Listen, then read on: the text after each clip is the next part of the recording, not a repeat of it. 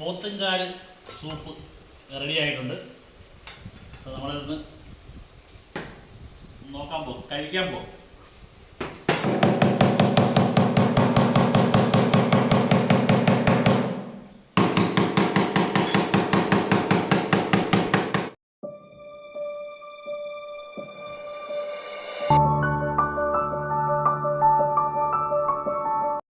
അപ്പോൾ നമ്മളിന്ന് ഉണ്ടാക്കാൻ പോകുന്നത് പോത്തുംകാല് സൂപ്പാണ്.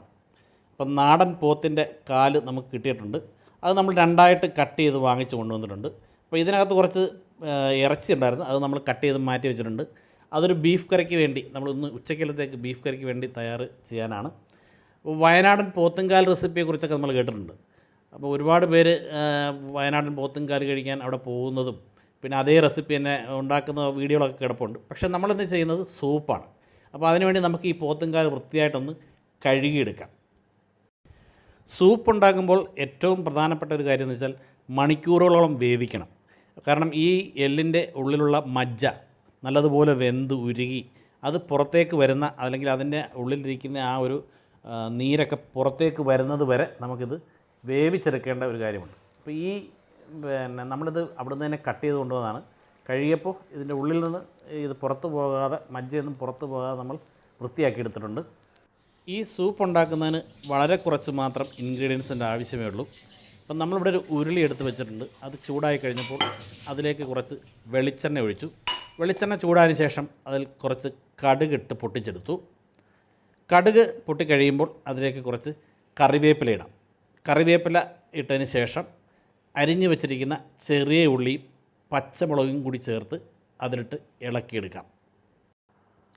ചെറിയ ഉള്ളി ഒന്ന് വാടിക്കഴിയുമ്പോൾ അതിലേക്ക് ചതച്ച് വെച്ചിരിക്കുന്ന ഇഞ്ചിയും വെളുത്തുള്ളിയും ചേർത്ത് ഇതൊരു ബ്രൗൺ കളറാകുന്നത് വരെ ഇളക്കിയെടുക്കാം.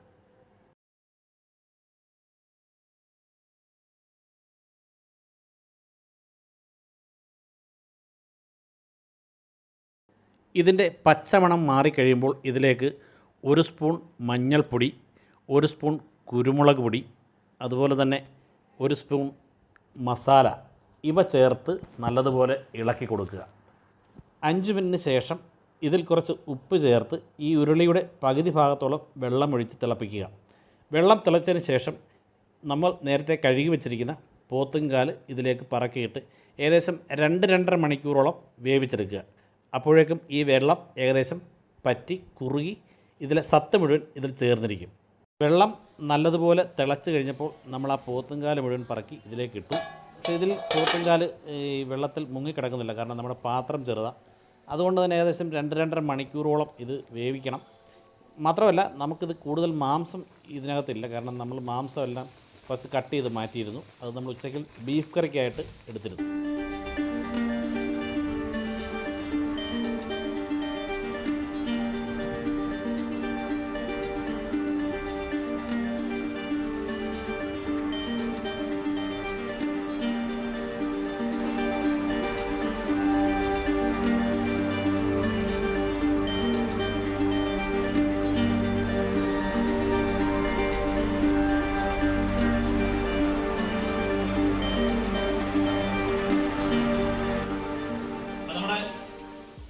പോത്തുംകാല് സൂപ്പ് റെഡിയായിട്ടുണ്ട്. അപ്പം സാധാരണ നമ്മൾ കണ്ടിട്ടുള്ളത് വയനാടൻ പോത്തുകാല് റെസിപ്പി. വയനാടൻ പോത്തുകാല് വളരെ ഫേമസ് ആണ്. പക്ഷെ നമ്മളതല്ല ഉണ്ടാക്കിയത്, നമ്മളത് സൂപ്പാണ് ഉണ്ടാക്കിയത്. അപ്പോൾ നമുക്ക് ഈ സൂപ്പ് എങ്ങനെയാണെന്ന് കഴിച്ചു നോക്കാം. പിന്നെ നമ്മളിതിനകത്ത് ചേർന്നത് വെച്ചാൽ മുളക് പൊടി ചേർത്തിട്ടില്ല, കുരുമുളക് പൊടി ആണ് ഇതിനകത്ത് എരിവിന് വേണ്ടി ചേർത്തിട്ടുള്ളത്, പിന്നെ മഞ്ഞൾപ്പൊടി. അപ്പോൾ ഇതിനകത്തെ ഈ മജ്ജ എല്ലാം നല്ല വൃത്തിയായിട്ട് വെന്തിട്ടുണ്ട്. അപ്പോൾ ഇതിനകത്ത് കുറേ മാംസം ഉണ്ടായിരുന്നു. ആ മാംസം എല്ലാം നമ്മൾ കട്ട് ചെയ്തെടുത്തിട്ട് വേറെ ബീഫ് കറി ഉണ്ടാക്കിയായിരുന്നു. അത് ഞാൻ പക്ഷേ വീഡിയോ എടുത്തില്ല, അത് ഉച്ചയ്ക്ക് കഴിച്ചു.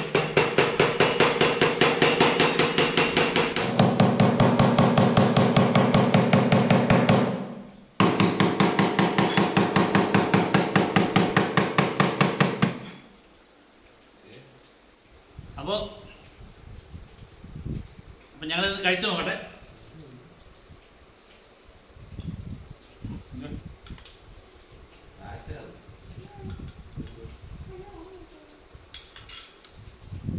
അടിപൊളി സൂപ്പാ ഇത്.